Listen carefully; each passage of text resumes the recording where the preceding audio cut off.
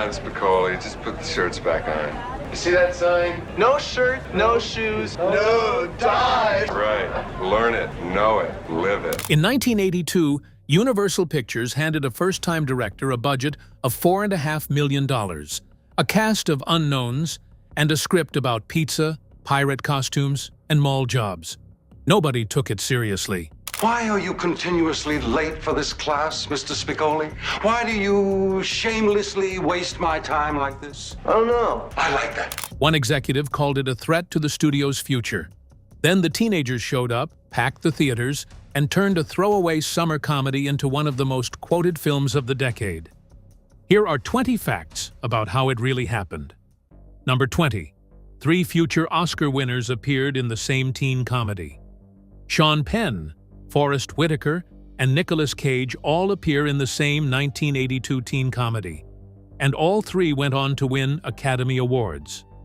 Penn won Best Actor twice, for Mystic River in 2003 and Milk in 2008. Whitaker won Best Actor for The Last King of Scotland in 2006. Cage won Best Actor for Leaving Las Vegas in 1995. 3 Best Actor Oscar winners sharing a single mall food court set, none considered a prestige hire at the time, all paid the kind of money that would not cover a week of craft services on a modern production.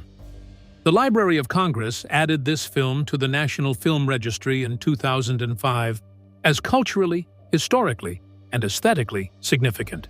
It is the only teen mall comedy in that registry. Next we have number 19. Nicolas Cage appeared completely uncredited and left with a new identity. Nicolas Cage walked onto the set as Nicholas Coppola, the 17-year-old nephew of Francis Ford Coppola, director of The Godfather. He walked off having made the decision that would define his professional life. He was never going to use that last name again. The cast gathered outside his trailer quoting lines from Apocalypse Now at him. He described the experience in a Wired interview. People would not stop referencing his uncle's famous napalm line. It made it hard to work. So he changed it. The new name came from 2 sources he admired: Luke Cage, the Marvel Comics superhero, and John Cage, the avant-garde composer. Cage had also auditioned for the lead role of Brad Hamilton between 10 and 11 times by his own count. He was rejected every time, not for lack of talent, but because he was a minor and child labor laws prevented him from working the required hours. He ended up in the background with no lines and no credit, and described the experience in 2012 as simply terrible. Moving forward, we have number 18. Tom Cruise auditioned for the role of Brad. Before Top Gun, before Risky Business, before Mission Impossible, Tom Cruise auditioned for Brad Hamilton in Fast Times at Ridgemont High. He was fresh from Taps, his 1981 military drama. The problem was that Cruise was too locked in. Brad Hamilton's arc depends on sympathetic humiliation. He gets fired from one job, then another. He must wear a Captain Hook costume and a deep fryer apron simultaneously. Cruise, even in 1981, projected the aura of someone incapable of losing. AFI records show Tom Hanks was also considered for Brad, while Matthew Broderick and Eric Stoltz both auditioned for Spicoli before Sean Penn got the part. Judge Reinhold understood what Brad needed: the specific dignity of a regular person doing their best in a world that keeps finding new ways to embarrass them. The version of this film where Tom Cruise plays Brad Hamilton is a fundamentally different film, and it almost existed. Next on our list is the man who did get Spicoli. Number 17. Sean Penn never broke character during the entire shoot. Sean Penn's first audition for Jeff Spicoli was, by his own admission to The Hollywood Reporter, a complete failure. Casting director Don Phillips fought repeatedly for him to get a second meeting, against the skepticism of everyone around him. At the second meeting, Penn did not read from a script.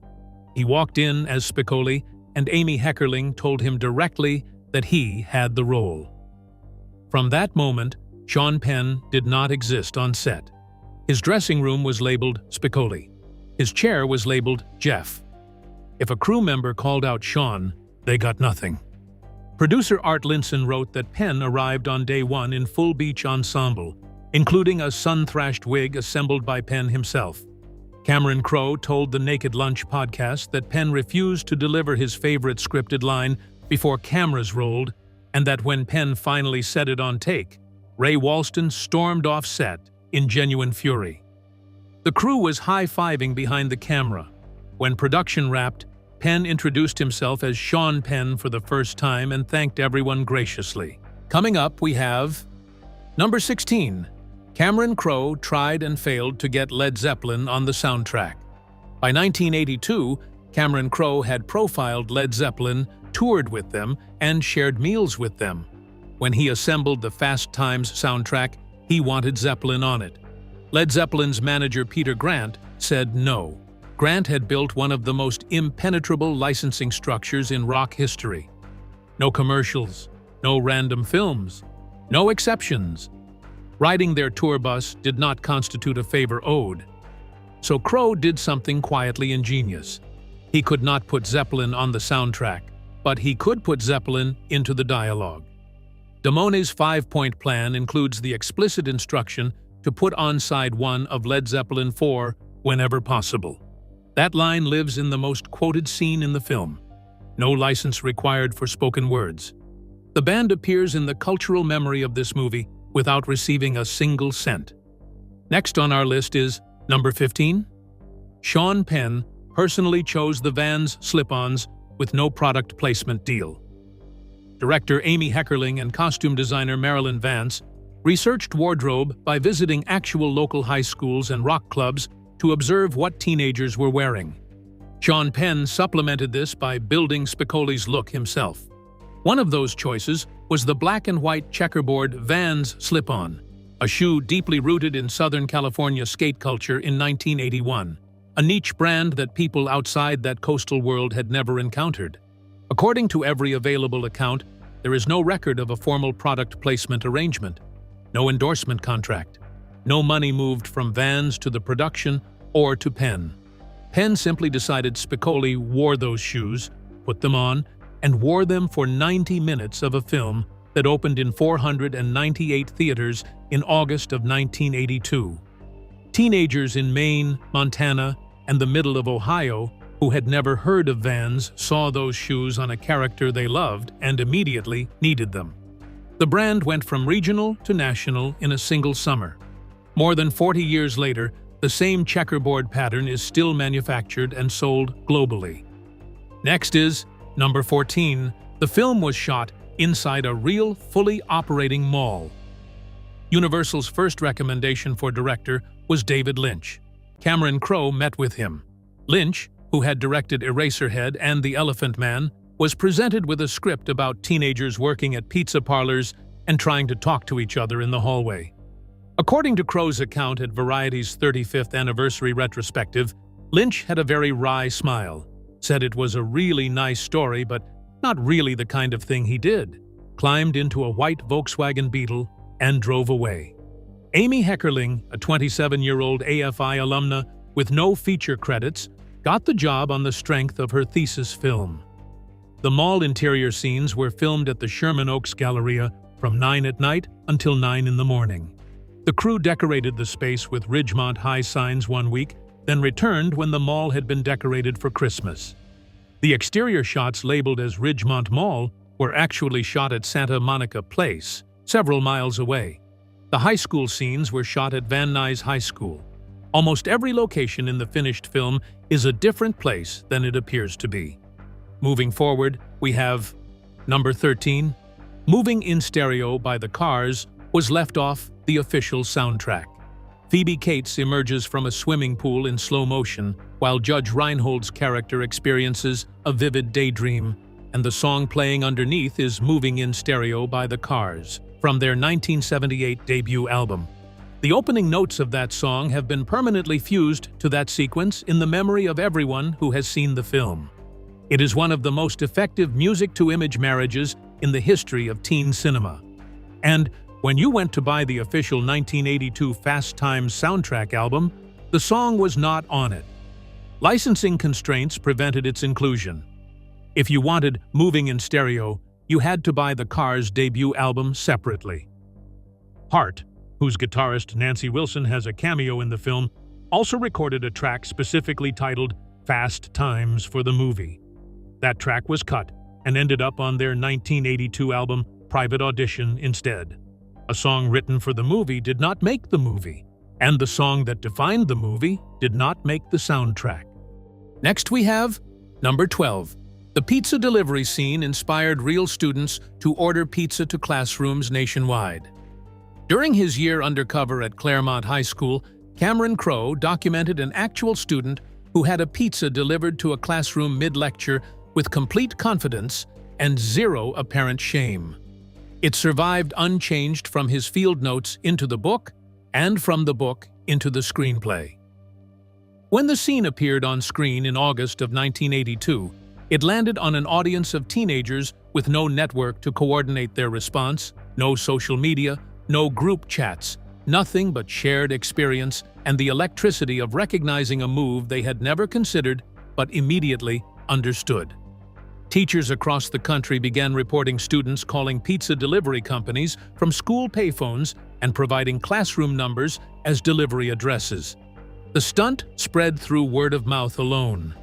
That is a form of cultural transmission that predates every mechanism we now use to describe viral content, and it happened through a mall comedy in 1982. What makes it even more striking is how quickly authority lost control of the situation.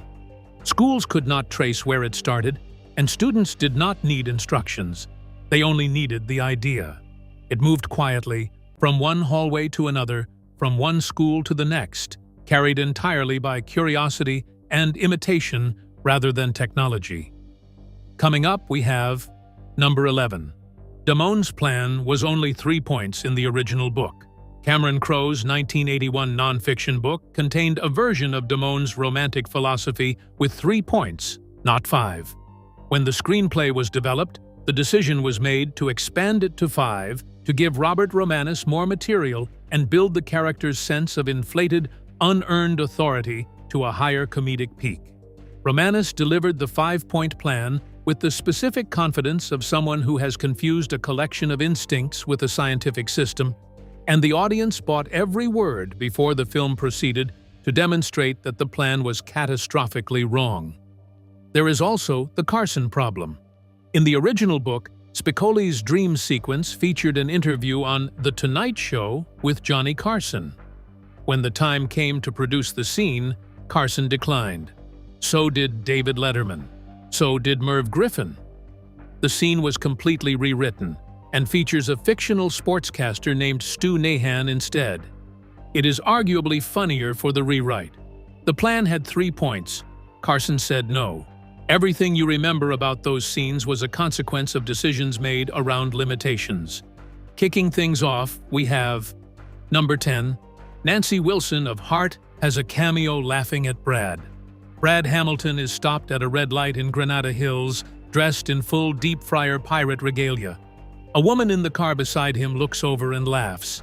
That woman is Nancy Wilson, the guitarist of Heart, co-writer of Barracuda and Crazy on You, and a member of the Rock and Roll Hall of Fame. She appeared because she was dating Cameron Crowe at the time. Nancy Wilson and Cameron Crowe married in 1986. The creative relationship did not stop there. In 2000, Wilson composed the original score for Almost Famous, Crowe's semi-autobiographical film about his teenage years as a Rolling Stone journalist traveling with rock bands. The woman who laughed at Brad Hamilton's worst moment eventually provided the emotional musical landscape for the story of how Cameron Crowe became the person who wrote Brad Hamilton. Wilson appeared in the movie. Wilson's band wrote a song for the movie. Neither the song nor the full extent of her contribution made it into the finished film, and she still married the director. Holding right there, we have number 9. Mr. Hand was based on a real teacher obsessed with his time. Mr. Hand is not a villain. He is a man who has decided, with complete sincerity, that his time is the most precious resource in any room he occupies, and that any student who wastes it is committing something close to a personal theft. When Spicoli tells him that because they are both in the room, it must be their time, and not just his, Mr. Hand does not yell. He pauses. He looks at the pizza. He distributes it to the class with a serenity more frightening than any outburst. Walston was not the first choice. Fred Gwynne, known as Herman Munster from The Munsters, was originally offered the role. He declined, objecting specifically to the teenage sex and illegal substance content in the script. Walston took the part and made it his own. Penn's improvised insults, delivered with complete commitment, caused Walston to storm off set at least once. Cameron Crowe told the Naked Lunch podcast that Walston had declared he had not worked with Billy Wilder to be spoken to that way by a 21-year-old. Meanwhile, the crew behind the camera was high-fiving. The tension between them on screen is not entirely performed. Flipping the script, we have Number 8. The film was made on a budget of $4.5 million and grossed over $27 million. Someone at Universal Pictures wrote an internal memo shortly before the film's release in August of 1982, stating that the future of the studio was in doubt if they were making movies like this. Judge Reinhold recalled that a senior studio person called the film pornography and said there was no way Universal was going to release it. Executive Ned Tannen overrode the internal opposition but limited the theatrical rollout. The film opened on August 13, 1982, in 498 theaters, making $2.5 million its first weekend. Universal widened the release to 713 theaters. Word of mouth did the rest. The film finished the year with $27.1 million, approximately 6 times its production budget. Cameron Crowe described it to Variety. Kids who saw it told other kids about the character who wore checkerboard Vans, called the teacher a name, and ordered pizza into the room. That description, passed from teenager to teenager without any algorithm, was the entire marketing campaign. Carrying on from there, we have Number 7. Amy Heckerling was 27 years old and making her feature film debut.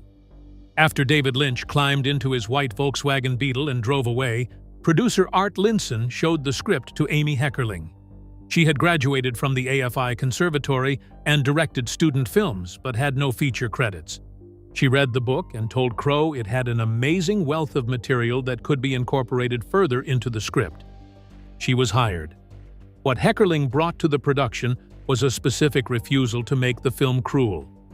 The genre template at the time was to laugh at teenagers rather than with them. Heckerling's instinct was to find the genuine ache inside the comedy. Jennifer Jason Leigh took an actual job at Perry's Pizza inside the Sherman Oaks Galleria for 3 weeks before filming began. Heckerling went on to direct Clueless in 1995, which defined the teen comedy for the following decade in exactly the way Fast Times had defined it for the 1980s. She is the only filmmaker in history to have created the defining teen comedy of 2 consecutive decades, and she did it the first time at 27 with a cast of unknowns. Locking in on this one, we have Number 6. Forrest Whitaker's Camaro rage scene foreshadowed his entire acting career. Forrest Whitaker was a student at the USC Conservatory when he auditioned for Fast Times. He brought colleagues from his opera program with him. In a 2019 appearance on Live with Kelly and Ryan, he said he went directly to San Francisco to continue his studies at another conservatory immediately after completing his scenes. The film was not part of a plan. What he brought to the role of Charles Jefferson, the football player whose Camaro gets wrecked by Spicoli, was the same quality that would win him the Academy Award for Best Actor 25 years later. A controlled interior intensity that makes ordinary moments feel like pressure building towards something dangerous. The real person who inspired the character Mark Ratner, nicknamed the Rat at Claremont High, became one of the best-selling technical writers in publishing history, writing dozens of titles in the Windows for Dummies series. The character who inspired a generation of teenagers to root for the quiet, decent kid turned out to be the person who taught the same generation how to use a personal computer. Both outcomes are completely in character. Carrying on from there, we have Number 5. The original Sherman Oaks Galleria was redeveloped and demolished in the mid-90s. The Sherman Oaks Galleria was a 3-level enclosed mall at the intersection of Ventura and Sepulveda Boulevards in Sherman Oaks, California. Fluorescent, air-conditioned, with a food court, a movie theater, and the particular democracy of a space where no specific activity was required of you except presence. Amy Heckerling chose it partly because she was not an outdoors person. Valley Girl in 1983, Back to the Future. Part 2 in 1989, and Terminator 2 in 1991, all filmed there. But Fast Times was first, and Fast Times made it mythological. The original enclosed structure was redeveloped in the mid-1990s and converted to an open-air complex. The food court is gone. The escalators are gone. The teenagers who wandered through those night shoots, real 1982 shoppers with no idea a film was being made around them, are now in their late 50s and 60s. For 90 minutes of a 1982 film, that mall is permanent and alive. In every other sense, it has been gone for 30 years. What remains is not the structure, but the feeling it carried. It was a place where time slowed down just enough for people to exist without purpose, where identity was tried on and discarded as easily as a new outfit. The camera did not just capture a location, it captured a rhythm of life that malls once held before everything moved online and inward. That is why the Galleria still feels familiar, even to those who never walked through it. Zooming in closer, we have Number 4. Cameron Crowe enrolled in a real high school under the fake name, Dave Cameron. Simon & Schuster gave Cameron Crowe a contract to write a book about high school life. He had graduated at 15, joined Rolling Stone at 16, and spent his teenage years on tour buses with rock bands. The senior year he never had was a genuine absence, and the book contract gave him a formal reason to fill it in. He moved into his parents' house in San Diego, approached the principal of Claremont High School, and enrolled as Dave Cameron, his own name reversed. 6 teachers were told his real identity. Everyone else believed he was a senior. He surfed, went to pep rallies, attended the prom, ate in the cafeteria, and built the relationships that became the 6 main characters of his book. After the book was published in 1981, Claremont's school newspaper ran a front-page investigation identifying the school. The students' response was considerably more forgiving than the school principal, who called the finished book a pile of junk. Keeping the momentum going, we have Number 3. Crowe spent a full year undercover at Claremont High School in San Diego. The school year ran from September of 1979 through June of 1980, and Cameron Crowe was present for all of it, sitting in classes and building genuine friendships with students who understood him to be a fellow senior named Dave. He had traveled with Led Zeppelin and interviewed Bob Dylan, David Bowie, and Neil Young. He was Rolling Stone's youngest ever contributor at the time, and now, at 22, he was sitting in a San Diego high school classroom taking notes on what teenagers talked about when no adult who mattered to them was listening. What he found was the pizza delivery, the 5-point plan, the Camaro, and the specific quality of adolescent confidence that exists entirely independently of any foundation in reality. A week after graduation, he revealed himself to his closest sources and re-interviewed them. By his account, none of them were bothered. The journalism teacher at Claremont confirmed that most of the main characters came from students in her journalism class, and that specific events she remembered appeared in both the book and the film. What makes this even more unusual is the level of detail Crowe captured without ever breaking character. He was not just observing from a distance. He was inside conversations, inside friendships, inside the daily rhythm of teenage life. He saw how quickly loyalties shifted, how small moments became defining memories, and how much of high school identity was built on perception rather than truth. He watched students perform versions of themselves, sometimes confident, sometimes completely unsure. That access gave him something no traditional journalist could have captured. It was not just reporting. It was immersion. And because of that, the story he told did not feel like an outsider looking in. It felt like someone who had lived it in real time, even if it was only for a single year. Almost there, we have Number 2. Spicoli's character was directly inspired by real students. Crowe observed at Claremont High. Sean Penn did not base Spicoli entirely on Crowe's documented students. He brought his own source material. In a career retrospective with GQ magazine, Penn said that so much of the character came from one specific person he had known growing up in Malibu, a real surfer, someone Penn had watched and absorbed over years of shared proximity to the beach. Penn had never identified this person publicly. He had never told the man that he existed in permanent form on screen as the most quoted stoner character in cinema history. Decades after the film's release, Penn ran into this person on a trail leading to the beach. They were walking in opposite directions. The man was with his wife and children. He greeted Penn in what Penn described as a very articulate way. Penn told GQ that he could not believe it was him. The real Spicoli recognized Penn immediately because he had watched Penn age over the decades. Penn had no such advantage, because the man bore almost no resemblance to the teenager Penn had observed and translated into the character 40 years earlier. The man introduced himself. He had no idea, as far as Penn could tell, that he was Spicoli. The real Spicoli went to the beach and came home. The fictional Spicoli stayed on screen forever. What adds another layer to this story is how memory transforms people over time.